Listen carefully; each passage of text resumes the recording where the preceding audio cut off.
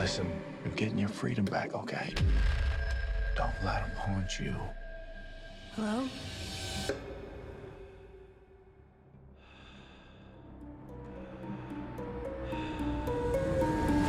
The legacy of H.G. Wells's 1897 story, The Invisible Man, has been diluted through the decades to the elevator pitch of its title, serving as the inspiration for many movies, most recently the Hollow Man thrillers of the 2000s, and also for a character in 2003's The League of Extraordinary Gentlemen.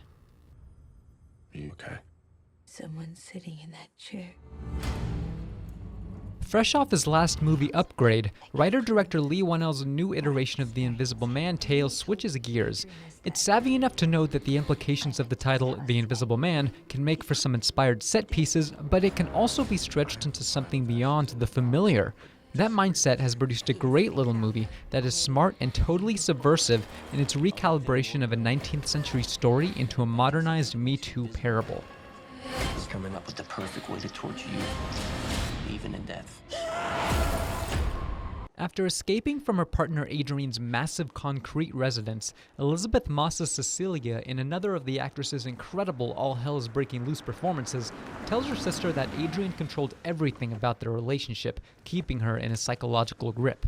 Her desperation is clear in the movie's opening scene, a thrilling and eerie sequence of her carefully planned departure that shows that this Invisible Man movie won't be like others before it.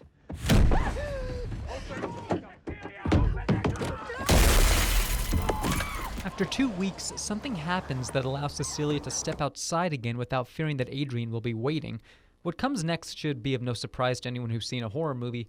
Strange things begin happening around the house, and Cecilia is increasingly forced to compromise the reality she's been told with the reality that instinct is nudging her towards. Is she really safe? Is she really free from Adrian's eye and from his grip?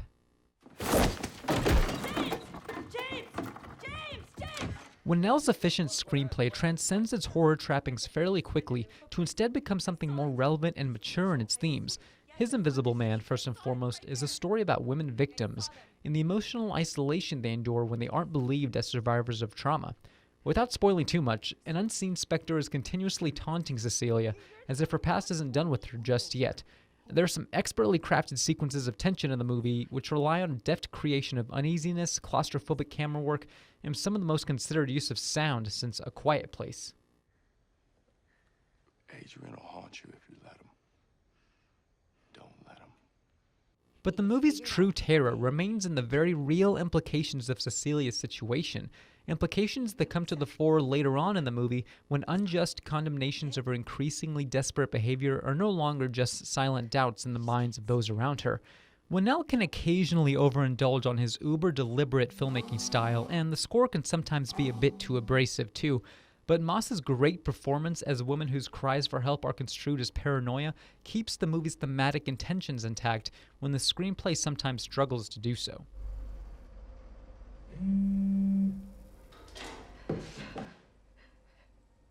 For how mainstream a genre movie as you might expect The Invisible Man to be, I can pretty close to guarantee that it won't go where you expect it to in its thrilling final act.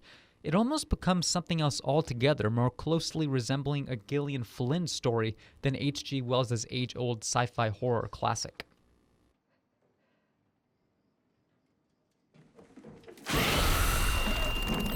Leigh Whannell shows that monsters that are over a century old can evolve, much like Cecilia does over the course of the movie. This is a new age story that the exciting director has created, with a familiar title echoing modern-day crises without betraying the inevitability of danger. For KENS 5 Screen Test, I'm David Lynch. You can read more about The Invisible Man and other recent movies on kens5.com/screentest. You can't help me.